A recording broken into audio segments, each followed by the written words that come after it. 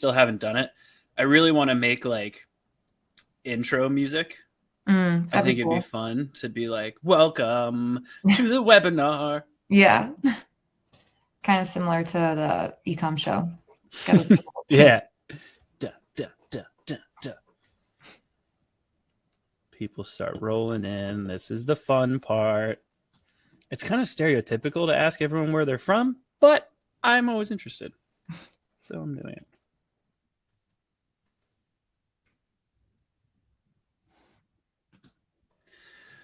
Welcome. Oh, this is going to be one of those webinars where I have a feeling I'm going to get into like this.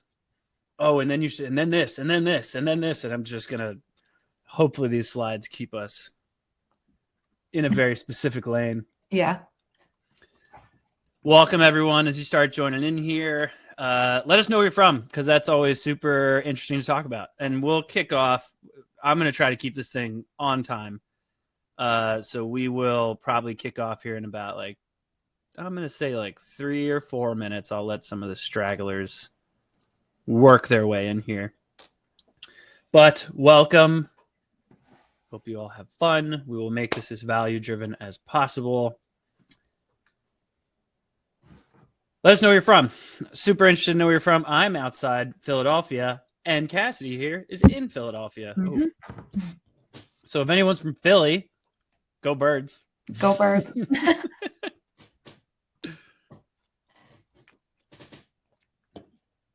I'm sure you'll all see in there. There's a little chat. So feel free to start messaging us. Spencer, what's up, buddy? New York City. Not too far. Although with that bridge, you're a lot farther, at least in terms of time now. Yeah. Argentina, Pakistan, Ontario, Georgia. Is that the state or the country? I don't know Georgia's state flag, so I'm going with I hope you like it. Colorado. Hey Tyler, how you doing? With some familiar faces in here. In case you didn't hear me, the country. That would explain the flag.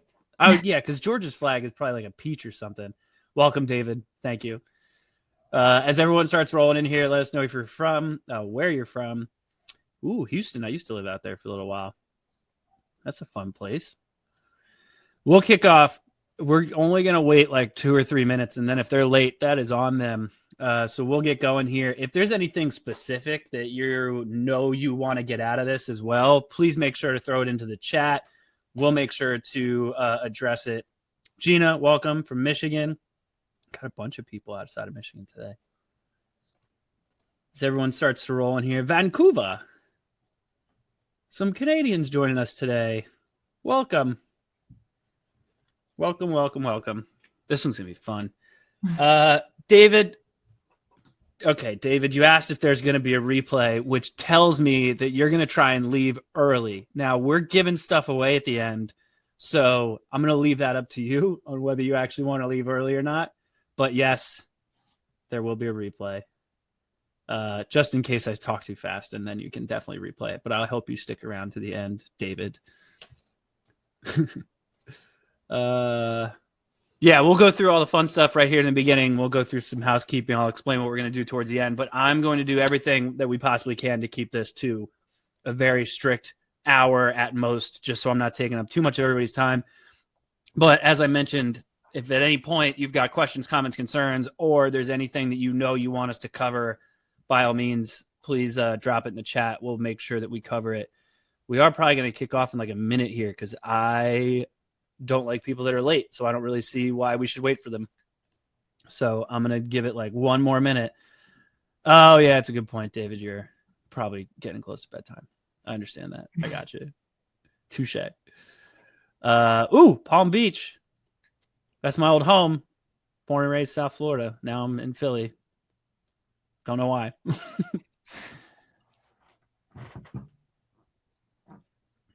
All right. We ready to do this? Let's do it. Go time. Hope everyone's ready. We're going to go ahead and kick off here. If you're late and you're coming in late, bummer. Welcome to the AI-powered SEO tactics virtual event today here. Thanks, Rich. As you can all tell, we like to keep this very open, so we're keeping an eye on the chat. So you got questions, comments, concerns, feel free to get through there. But anyway, I digress. Welcome to the webinar. We are going to go through everything that we possibly can resulting in AI and SEO. It is a very, very hot topic right now. You really can't sneeze without seeing or creating your own AI. So we're going to go through as many of them as we can. And we're going to kind of walk through what we do as our own internal process that we've figured out over the years that we've started to do this. We've actually been leveraging AI for SEO purposes for probably 2 or 3 years at least at this point. So all the new ones that are coming out and it's becoming this big thing, that's kind of why we decided like, okay, let's just do this webinar where we can kind of walk through the entire process. So we're going to dive into this. We're going to walk you through our entire process and show you exactly where all these different like 7 and 8 figure sellers, like what they're doing from an SEO perspective to not only rank better and bring in more traffic, but more importantly, at least in my opinion, to bring in more organic revenue so that you're slowly reducing your customer acquisition costs over time. So without further ado, let's do this thing. Give you all a little insight into who we are. My name is Andrew Maffetone. I am the founder and CEO here at Blue Tusker, and I'm joined by the amazing Cassidy. Cassidy, would you like to introduce yourself? I'm Cassidy. I'm the SEO manager here, and I'm excited to get started. Yes. Cassidy knows more about SEO than me. However, I talk a lot. So I'm going to say things, and then I'm going to turn to Cassidy and be like, is that right? And she's going to have to say yes or no. So it's going to be super fun. We like to make this super entertaining, and because otherwise, like, these can be wildly boring. So if you've got any good jokes or anything, and you're like, hey, you guys are boring the hell out of me, throw it in the chat. Let's make it fun.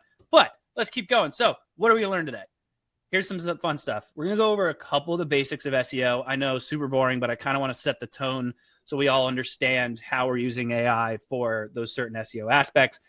We'll go through the benefits of all the different aspects of SEO, all the AI tools. Of course, we'll get into that. Keyword research, even how to use these AI tools, because I don't know if you've used an AI tool yet or not, which we will ask that in a little bit here.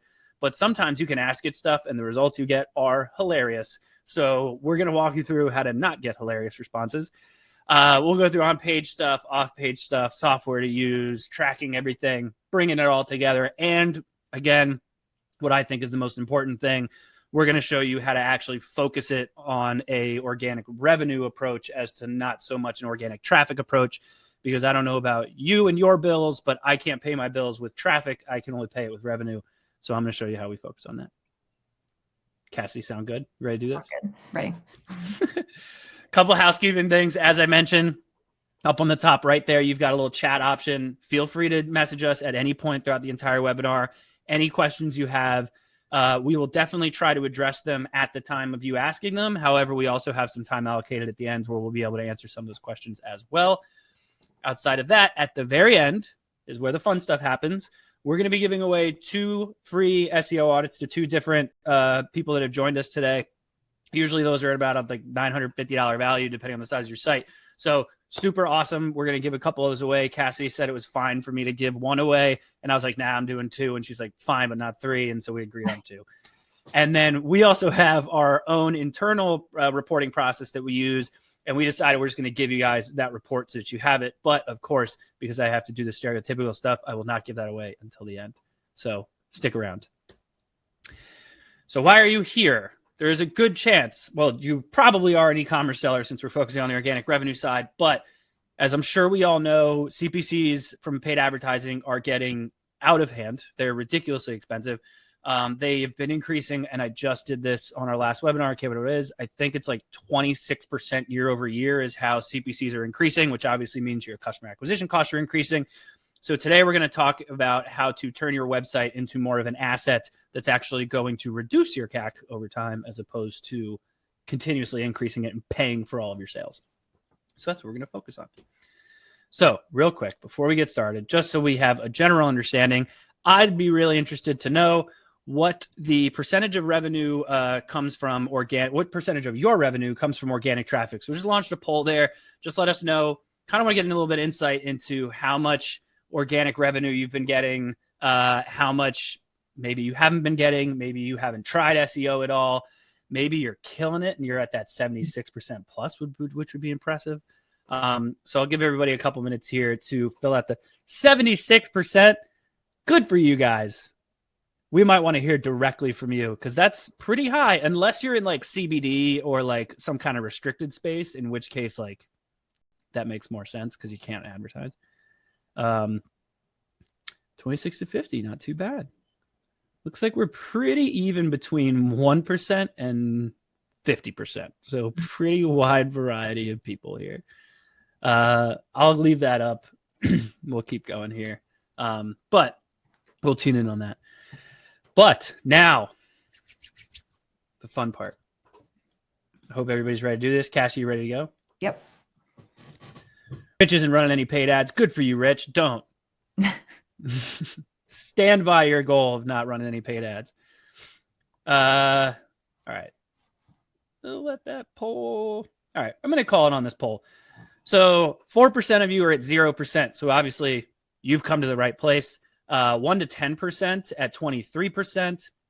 11 to 25% is a pretty good one there. 33% of people with 26 to 50% is your organic revenue. Is not too bad. The 9% of you. Look at that. 76%. Good for you guys.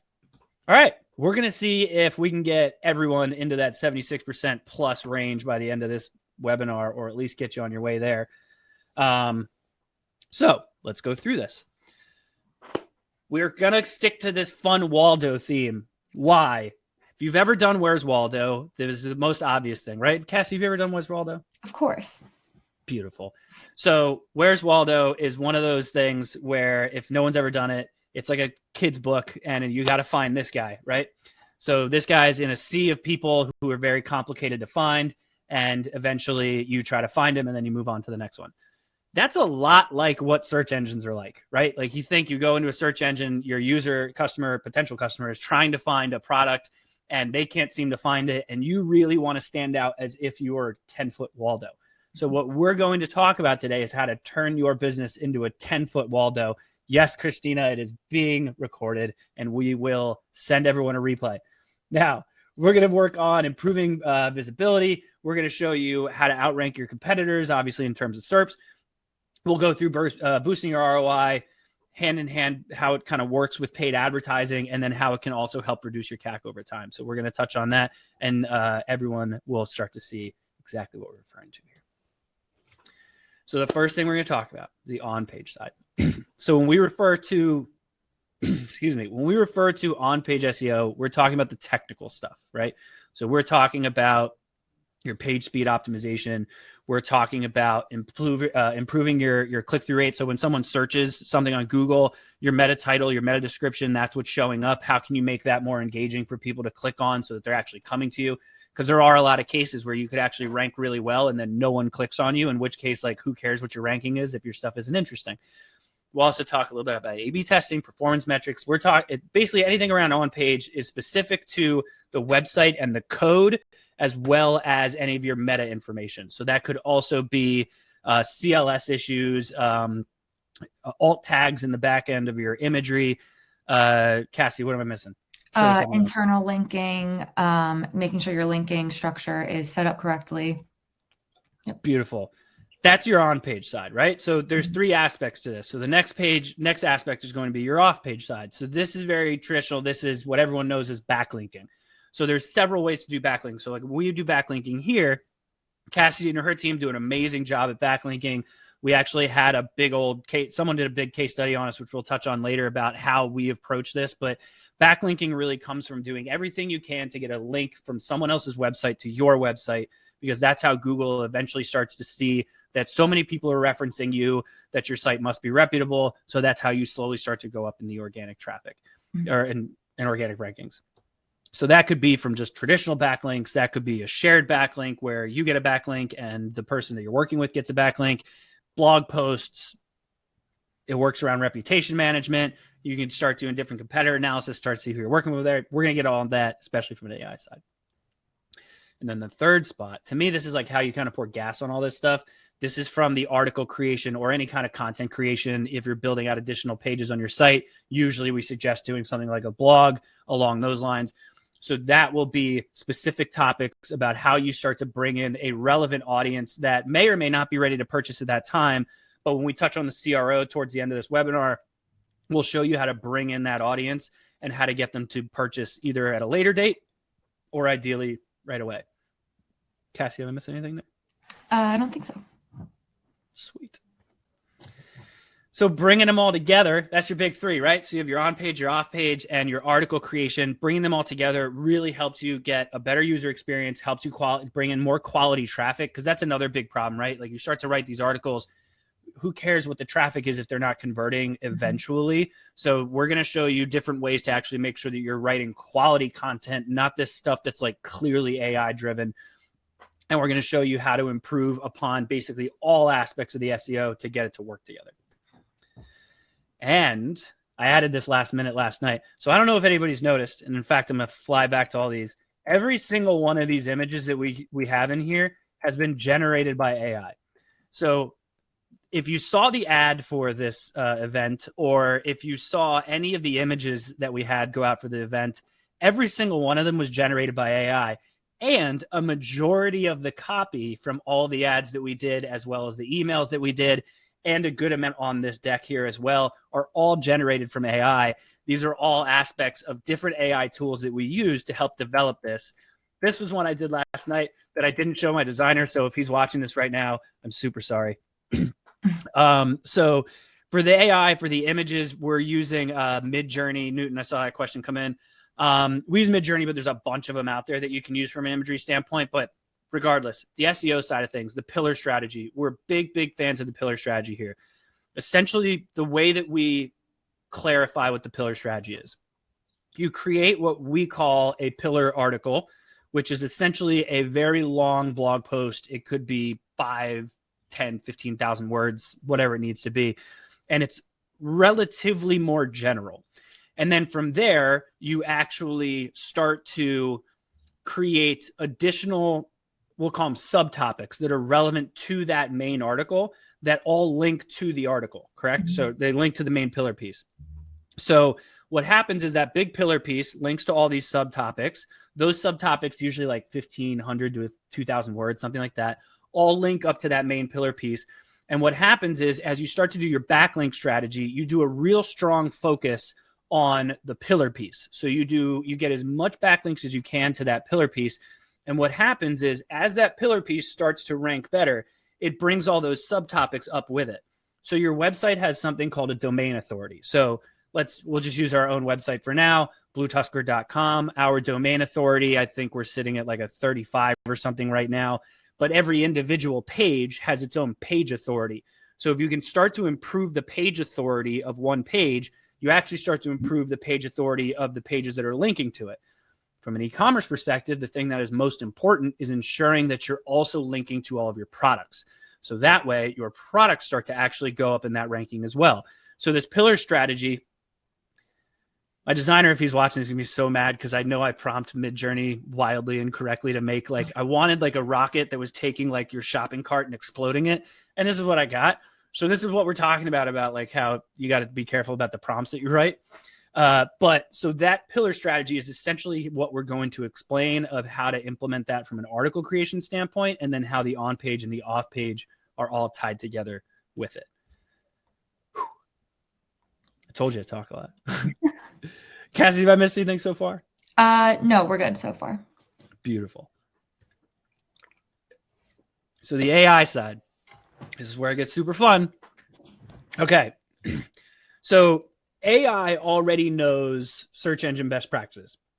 It definitely does help making content easier. It can help you tailor to certain directions of the shopper experience. It obviously can support with competitor analysis, doing your own keyword research and things like that.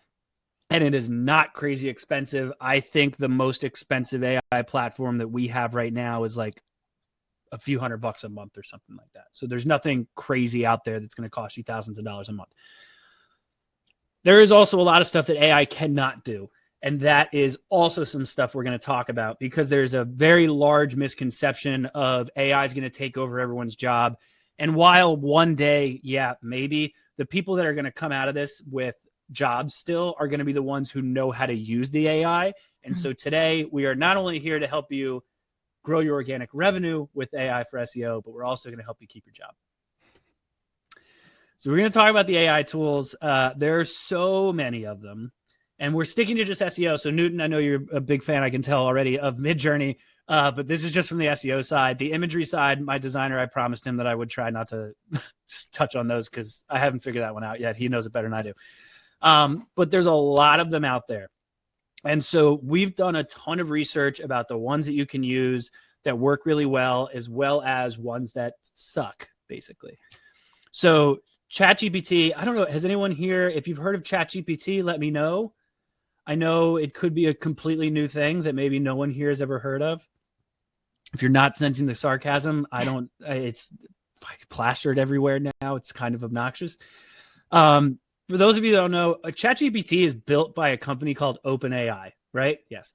So OpenAI is literally an open API that feeds into most of these platforms. So Jasper uses OpenAI, SEMrush uses OpenAI. Everyone who's responding, yes, I know. It was a joke. So Surfer's got AI capabilities. They all have OpenAI. So when you look at these other AI platforms, really what they're doing is taking ChatGPT's information or OpenAI's information and just manipulating it to be able to use that functionality wherever else they want to. Newton, I know you mentioned Bard. Someone else mentioned Bard too. Robert mentioned Bard. Bard is definitely something that it's not OpenAI's, it's Google's, but it's their way of, it's the same thing. Anyway, there's a ton of them out there. In fact, this is only a handful. Cassie, I know we had a bunch of others that we talked about too. There were some we didn't add in here yet because we haven't fine-tuned them yet. But what were some of the other ones that we talked about? I believe we put in all-in-one SEO Power Suite, Ali AI, but we're still testing a few of those. So yeah. So a lot of this stuff that we talked about, as Cassie just mentioned, is we will basically discuss all the ones that we have figured out that we know work very well. There are some others out there that we're still testing and we're still playing with that we'll probably throw a plug in here and there, but we're not going to dive too deep in them. But there's a lot of them, and they all can help in certain aspects. It's just a matter of how you use them and how you manipulate them to get the information and the content that you want. So first things first, SEO, you can't really do anything until you know what keywords you want to go after, right? So that is the first thing we're going to talk about is what are your competitors doing? What are you doing? What keywords do you want to go after? That fun stuff. So there's a few different things you can use here. BrightEdge, SEMrush, SEO, Power Suite. Cassidy, you want to give us a little bit of an overview on how we're using these guys? Yeah. So I typically love to use SEMrush or Ahrefs for our keyword research. And starting off, we typically look for keywords that have a higher search volume, and with lower competition. That way we can kind of hit Google's sweet spot and rank really well on page one. And also kind of using these for our content strategy, it can give you a list of topic clusters that your site should go after, which is really helpful when determining all of the topics that you want to write. Exactly. And then also going with ChatGPT, if you're not sure what niche typically people are searching for your niche, it can help give some additional information for what you should be writing about and maybe topics that you didn't think of just yet. The thing that we always talk about from an AI perspective is we always want to cross-reference the information we're getting. AI is very often correct, but we'll touch on a little bit about what it can't do, but it's nuances and stuff and you're going to know your business better.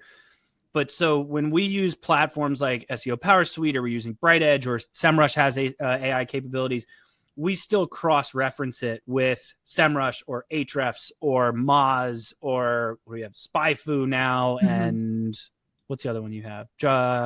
Something. Did we mention Ahrefs and? Yeah, Ahrefs. Not SpyFu. I'm going to draw a blank. It'll come to me. We'll come back to it. So the nice thing about all of these is it's great areas where you can look into each of them and check your keyword research. And the reason you want to look into each of them, internally, we use, just for cross-referencing the AI, we use Ahrefs, Moz, SEMrush, and sometimes SpyFu, depending on the direction that we're going in, because they all can give you different information. And it's simply based on when they pulled that data, as well as when they actually, how they're attributing that data. You can use stuff like ChatGPT. Everyone loves ChatGPT because you just type something in and it gives you an answer, and it's big and it's famous and everyone loves it. However, at the same time, most of these platforms do this stuff now. I'm not even really sure of a platform that doesn't have some kind of AI capability anymore. So they're all building out their own. That's how they're staying top of funnel. Whoops. There we go. So this is another example from a ChatGPT perspective. For those of you that are big ChatGPT fans, this was a quick example I had done where you can actually, the new ChatGPT 4, you can get that one. They have plugins. So when you get the plugins, there's hundreds, if not thousands of them at this point. So it's kind of tough to go through them. But I'm a big fan of the SEO assistant. It's the FX logo, but it's SEO assistant. And then there's the SEO app.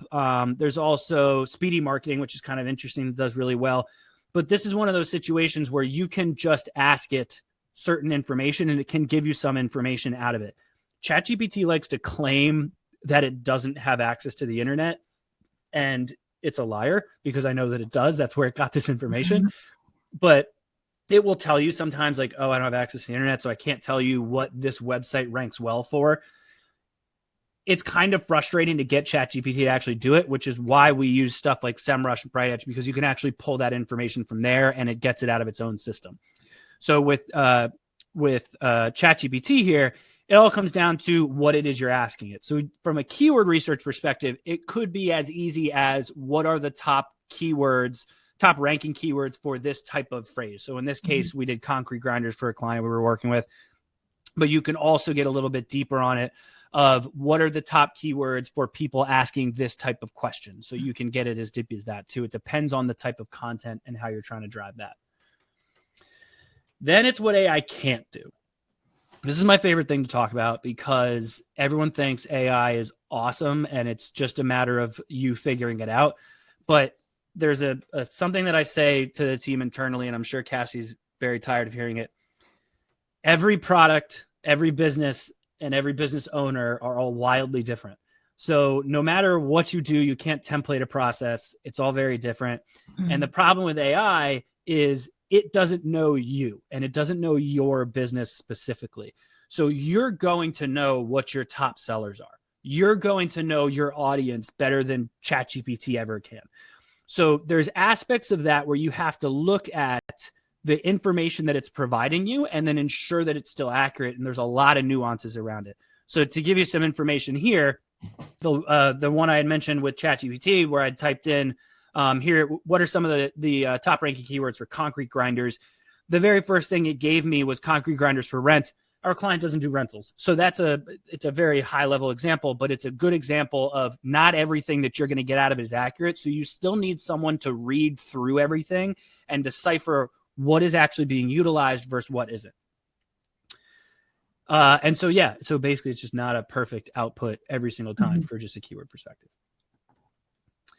So as we get into the more of this stuff, I am very curious about who's actually already using AI. This will be my last poll of the day, I promise. But I am curious. Oh, you know what?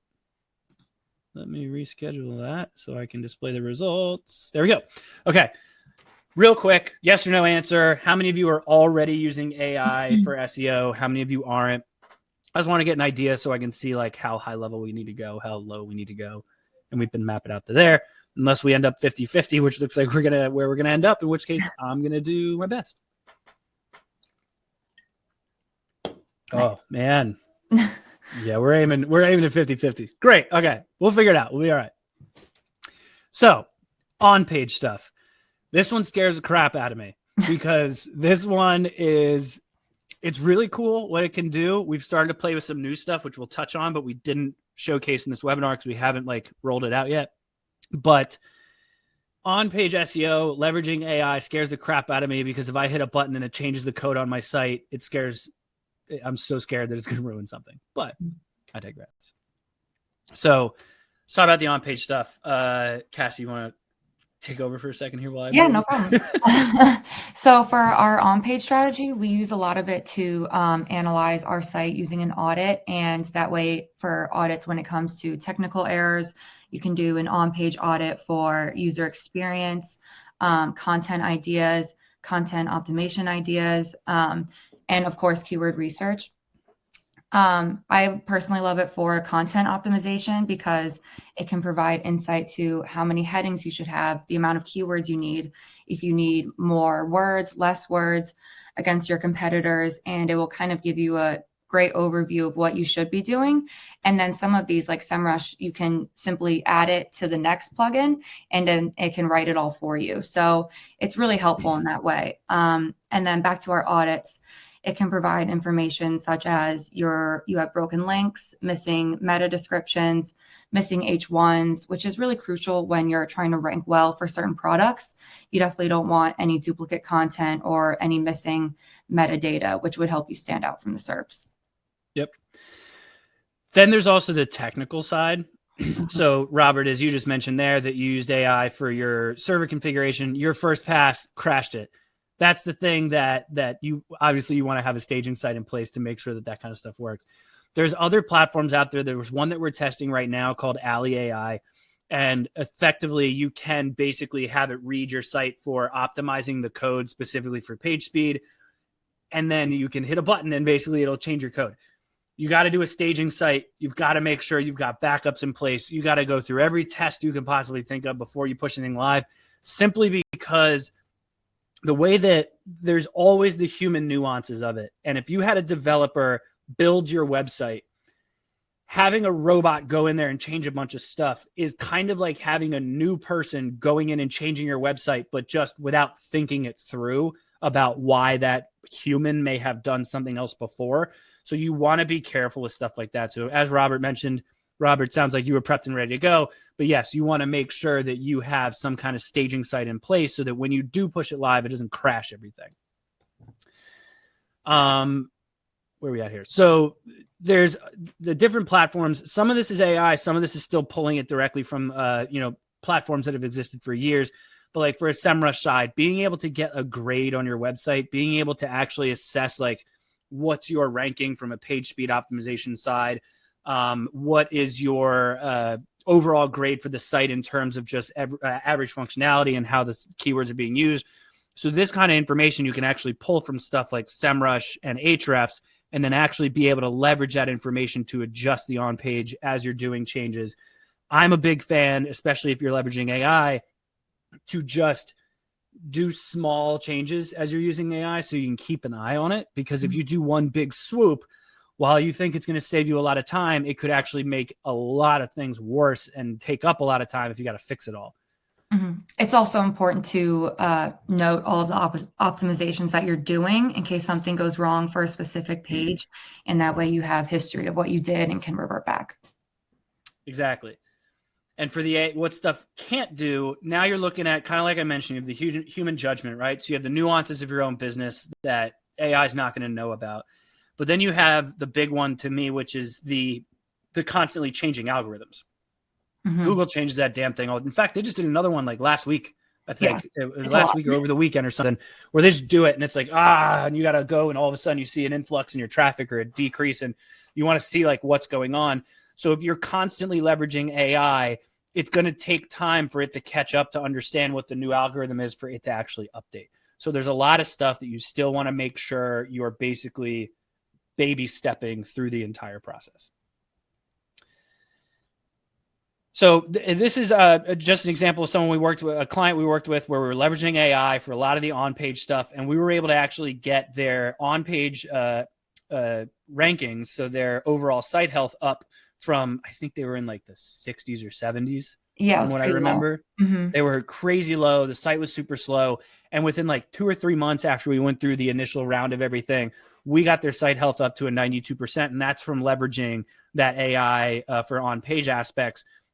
And the nice thing is too, is that while we were able to do this nice and super fast, it's also very helpful for the fact that it just, you can ease into it and you can easily test everything you're doing before you go live with it. And then this was able to actually turn around a lot of their organic revenue, because page speed optimization, while obviously it helps from an organic rankings perspective, it also just helps from an overall user experience. So it's also kind of a CRO approach in another way as well. Off-page stuff. Mhm. This is where it gets super interesting too. Cassidy, I'll let you. Yeah. So our off-page strategy is basically, of course, looking for niche-related backlinks, getting guest posts published, and we do that by using Respana, which is our outreaching platform. And my favorite technique personally is taking our competitors and uploading them to Ahrefs, and it will provide backlinks, and you can filter those backlinks, whether it's with a higher domain authority or one near yours, and you can download that and upload it to Respana, and they'll find the contacts for you and kind of do everything for you, which saves a lot of time and resources in the long run. So for those of you that don't know what Respana is, I see it as kind of like we basically use it as like a backlinking CRM, right? Mm-hmm. So yeah. You can automate a lot of conversations with people to try to work with them on getting backlinks. There's a lot of nuances to it. There's a couple different platforms that we use outside of this as well that provide content for some people, which we'll touch on when we get into the content. But the nice thing about Respana is being able to automatically set up sequences. Now, Respana is not paying us to say this. We actually went through, and Cassie probably remembers this, we went through a very, very long, drawn-out process of trying to find the best like outreach platform for specifically meant for working on backlinks. Mm-hmm. And that was super fun. And we narrowed it down to Respana as being the one that we like to use. And it really helps us start to grow a lot in terms of getting backlinks and being able to kind of help our clients get as many backlinks as possible, whether it's a shared backlink, guest blog post, etc. And I'll come back to that. Respana actually featured us because we were one of their top agencies that actually leverages that platform in being able to get completely new referring domains, actually high quality domain authority domains, as opposed to like the little tiny like 1 and 2s that are a waste of time. So it was definitely a platform that we had a lot of success with.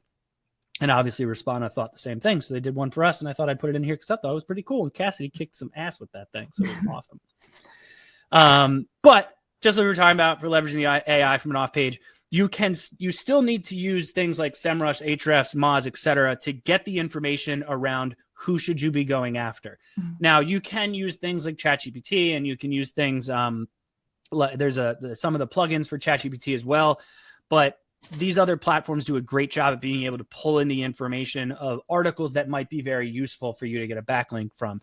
And it gives you a lot of information as well. In some cases, like I know SEMrush does, where they can actually give you the contact information of the person that wrote the article, so you can easily reach out to them and get that process going. Mm-hmm. And then there's that awesome case study again. So what it can't do. So when you're doing outreach, it's a little bit of a sales process because you're trying to convince someone to give you a backlink, or you're trying to convince someone to do a shared backlink or something like that. So you can use AI to help you write those emails. However, if anyone here has ever been in a B2B business and has ever done like cold outreach to someone or something like that, if you template everything, it comes out like crap. So basically you have to find ways to manipulate all of those different messages that you're sending out so that you can actually make sure you're reaching people and actually getting interested to open that email. So when we were talking about this, that's basically because our team doesn't just template everything. We actually customize everything that we send out. In some cases, they do use AI to help write those emails and get them structured based on the information that we know of that person that we're trying to get the backlink from. But AI can't build relationships. It can't be the one that's like going to help answer questions. Sometimes these people who are giving you backlinks, depending on how high their domain authority is, they might have a fee structure involved, in which case you got to go through that whole thing. Mm-hmm. So AI can't help with that. So it still does require a person to do it. And if you haven't noticed, there's a theme throughout all the AI stuff. It makes things a lot more efficient, but it can't do everything. There's no like hit a button, get me a ton of backlinks. There's no magic bullet. That's why we're all here to figure out what it is you can use to speed things up and to be more efficient in it. But at the same time, there's still that human touch that's still required whenever you're doing anything like this. And another awesome generated AI image. Same thing from an off-page side. This is another client of ours. This guy, nuts. Within like 3 months, they were at 154% improvement in organic traffic. And even their, 123% improvement in organic revenue.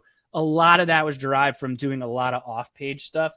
And then a lot of that, we also still did on page for them. We were creating articles, but the articles we were creating got so much traction from people wanting to link back to them that we were actually able to have some really nice results. Getting results in 3 months, I'll be honest, is very difficult. Even with AI, it can be kind of hard to see these kind of numbers in 3 months. That's why this is a case study and not like a, hey, here's an average. But this was a gangbusters one we were all super thrilled with. So we definitely wanted to make sure we showcase this one as well. Muhammad asked, what are the best practices to use these tools if the brand only wants to be on Amazon and don't want to grow off Amazon in the moment? So Muhammad, you can still do that. Actually, our last webinar that we did was about driving off Amazon traffic. From a backlinking perspective, you can actually look at getting links to your Amazon listings as opposed to getting links to a blog post or something like that. And if you can get involved in like, top, I don't know what your product is, but let's say, top X something of the season or whatever. So you're related in one of those listicle things.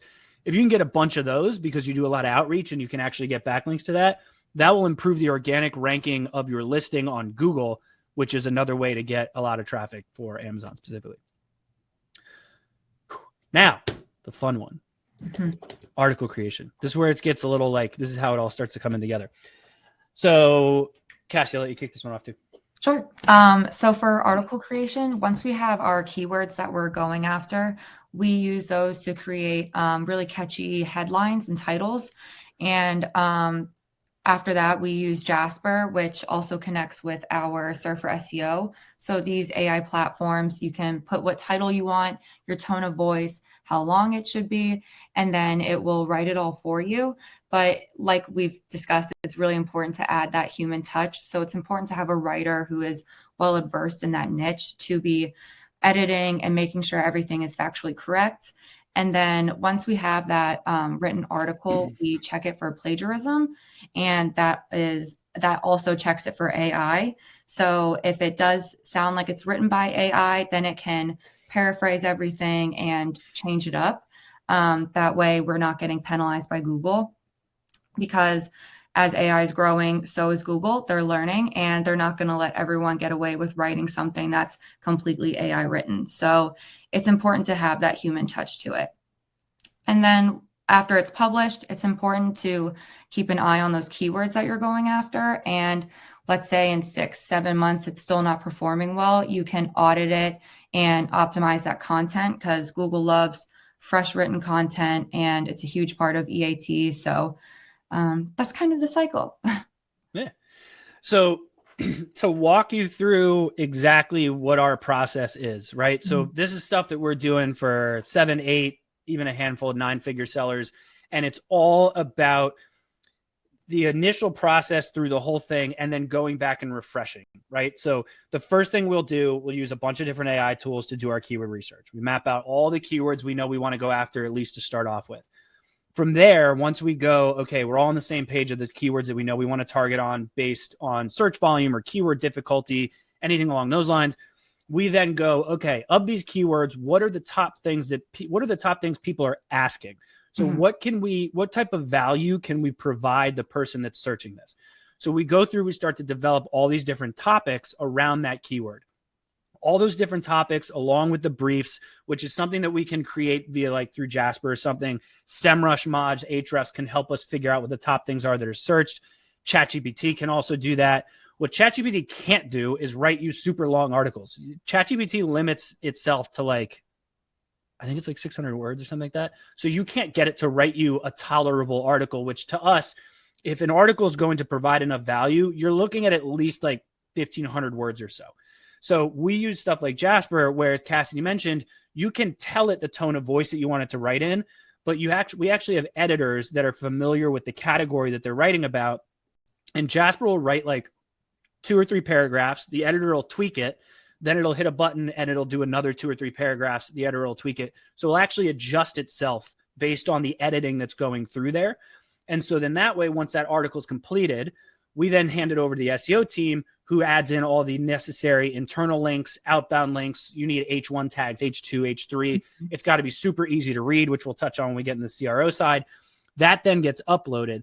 Then once that goes live, and it's been live for like 30 to 60 days, we can actually pull another report using SEO Surfer, which we'll touch on, where we actually go back and we can be told from that platform, how many more words does it need? How many more titles, images, that kind of stuff does it need to actually start to rank better?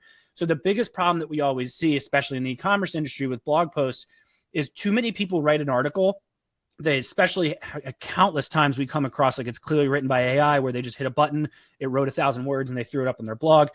The thing that you have to do is once it's loaded up, get that extra data, see what it needs, and then you go back and you have to actually edit those articles. So you don't want to focus on quantity, you want to focus on quality. So once you put that article out there, you actually want to go back and refresh it. That's how Google starts to see that you're keeping things up to date. And that's how you start to grow up in the rankings, because you're actually being provided information from SEO Surfer around what else it needs. So that's pretty much this whole process. And then, as she mentioned, it gets put into a plagiarism platform, which we're touching on, I think, on this slide. So we mentioned we use Jasper. And Cassie, I know I asked you this and I already forgot. Is it cross-plage? Cross-plage, yeah. Cross-plage, okay. So we use Jasper. It'll write everything out. It then gets added into cross-plage, which will tell us, A, if it's just completely ripped off from someone else, or B, if it sounds like it's AI, because there's theories that Google will pull your ranking down if it feels like it's AI written. So our editors are constantly tweaking it to make sure that it passes all the different readability terms that cross-plage wants it to do.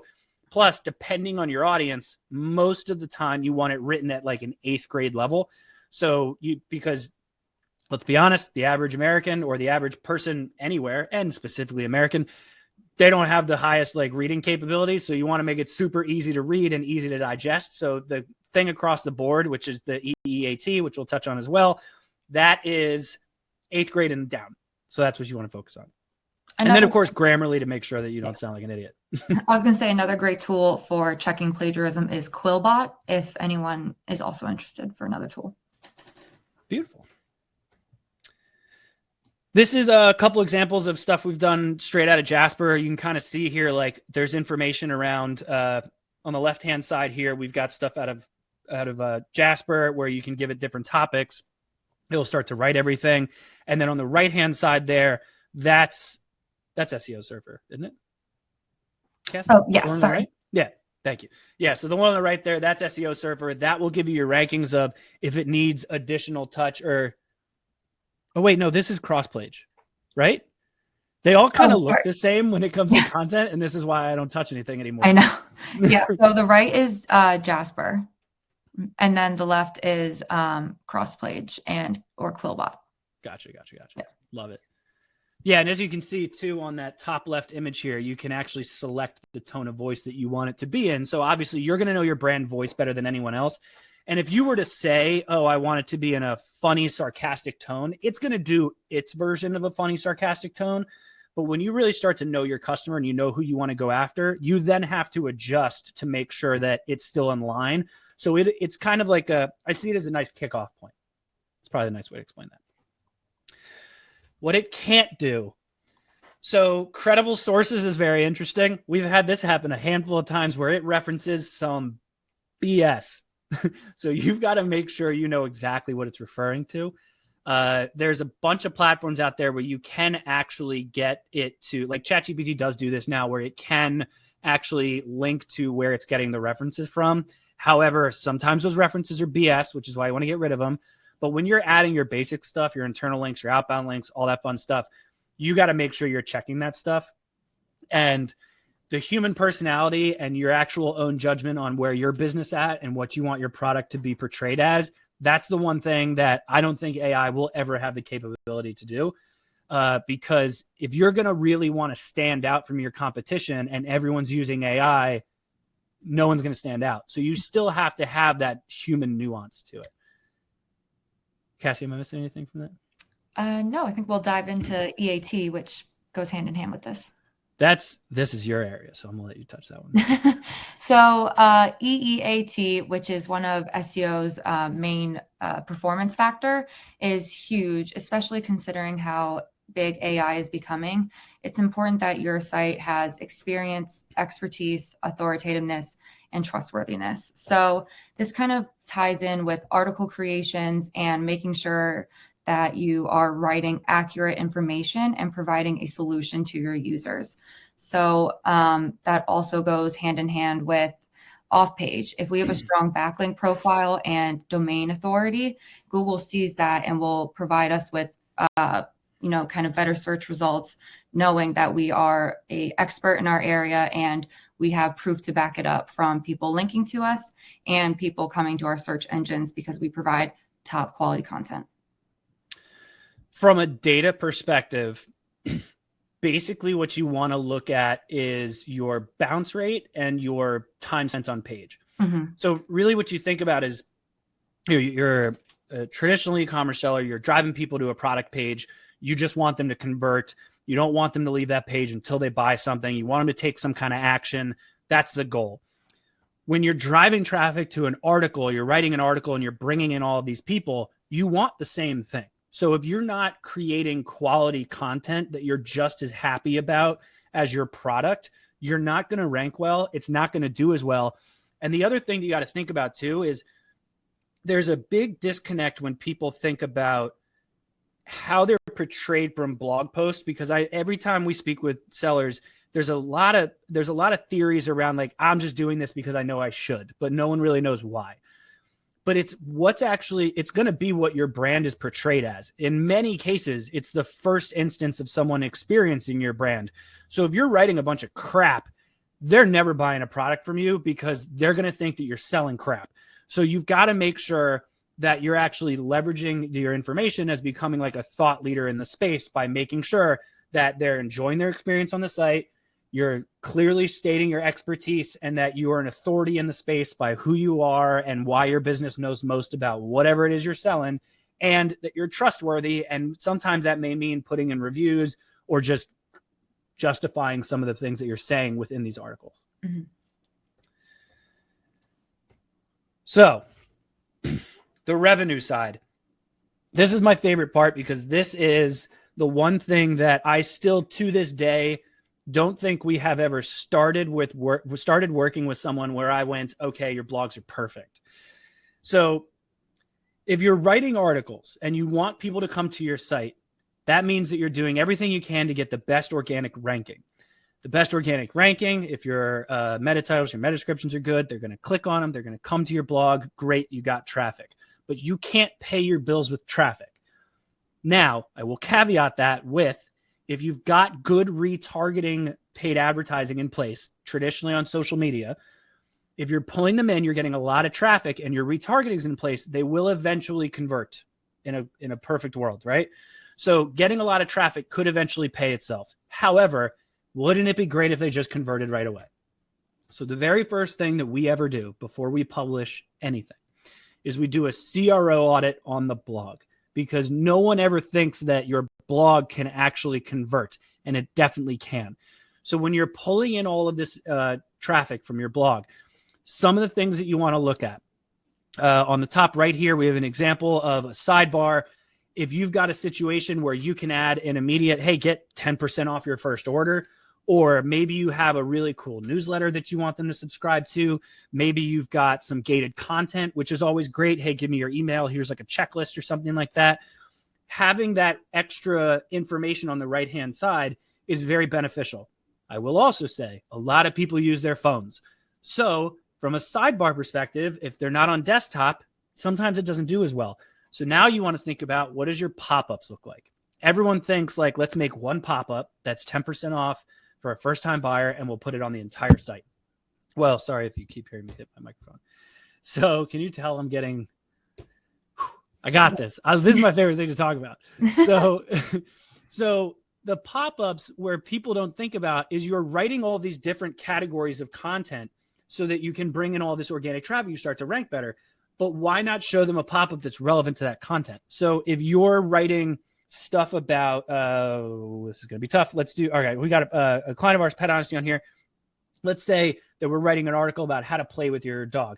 And so why not show them a pop-up that if we are doing a 10% off, let's have the pictures being like, oh, get 10% off our best dog toys. And then maybe they have another one that's like off their supplements. So like get 10% off your first order of, stuff for better health for your dog. So you can actually quantify and personalize each thing by having pop-ups like that, or gated content.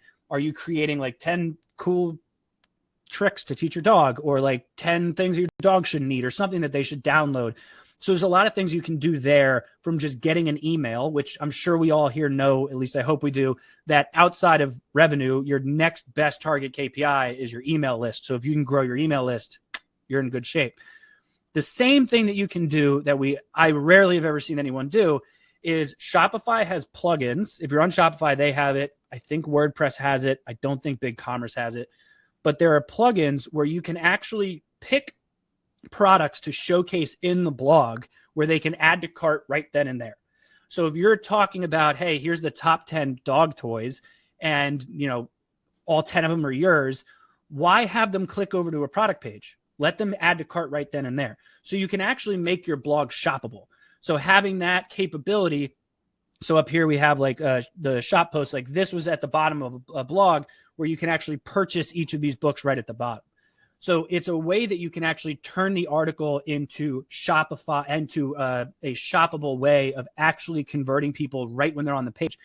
And then there's another one. Let's say you have categories. So maybe you want them to take a look at all of your dog toys. No one's putting ads on their blog post. No one on this page, no one on this webinar is in the business of media. So you're not putting AdSense on your own blog. What you're actually going to do is you can create your own custom image that looks like an ad, but have it actually click over to your collection. So check out all of our dog toys, check out all of our dog supplements or something along those lines, and shop now and send them to a collection page. You have to make your blog posts as organic revenue focused as possible, because if your ads aren't retargeting well enough, you're wasting money by even bothering doing SEO because you can't seem to get them to convert, with the one exclusion of if you're linking to your product correctly, those rankings will go up. Whew. How'd I do? Am I alive? Good work. I get so excited for that one. Future of AI, we all kind of can get an understanding of where AI is. A lot of this stuff's going to get automated. There's some stuff now that even we're like, okay, we can definitely see this is eventually going to get automated. That's one of those things where if you know how to outsource well, just get a VA to kind of move stuff around for you. Getting human intervention is going to be really interesting. Like if you can find a way to portray who your target customer is, like if I could upload a flawless customer profile into one of these platforms and it says like that type of person will love this, that's where I think AI will eventually get into, especially from an e-commerce perspective. Cassie, what are your theories? Future of AI. I think that the algorithm updates are going to be based around this heavily in the future. I think that there's going to be quite a bit of changes that we're going to see, a lot of new platforms coming out, a lot of new different softwares that we'll be able to utilize. It's definitely going to change some plugins as well, but I think that overall, like we've said, you're going to need a human touch and you're going to need someone that's implementing these processes. Yeah. It's going to be crazy. Mm-hmm. A lot of the stuff we discussed today, all the importance of on-page, off-page, article creation, how it all kind of ties together, the keyword research tricks, all the different AI platforms. There's a ton of them out there. So the ones we went through are the ones that we have vetted, that we have confirmed, like, okay, these are the ones we are using. We look into the new ones every time they come up, but for now, those are the ones that we still stand by. We are not sponsored by any of them, although to be honest, we should probably reach out and talk to them about that. We went through a bunch of the different prompts. More than happy to, as people start asking questions here, we'll go through some of the prompts as well that we do. And then adjusting those articles for revenue, just do that. Just do that. If you do nothing after this, go focus on your articles being revenue focused. You will be so much happier at the end of this. Obviously, I have to do this part. This is stuff we do for clients all day. This is Cassidy's forte. Her team kills this stuff with using AI now. We're only one of a handful of agencies, at least on an e-commerce side, I know of from an SEO perspective that's using AI, at least at this level. The reason we did that is because we decided we all wanted to keep our jobs. So we got into this as soon as we could. We do this all the time. There's a bunch of case studies on our site. We do SEO on page, off page, completely white glove. You don't have to do anything if you don't want to. We'll handle it for you.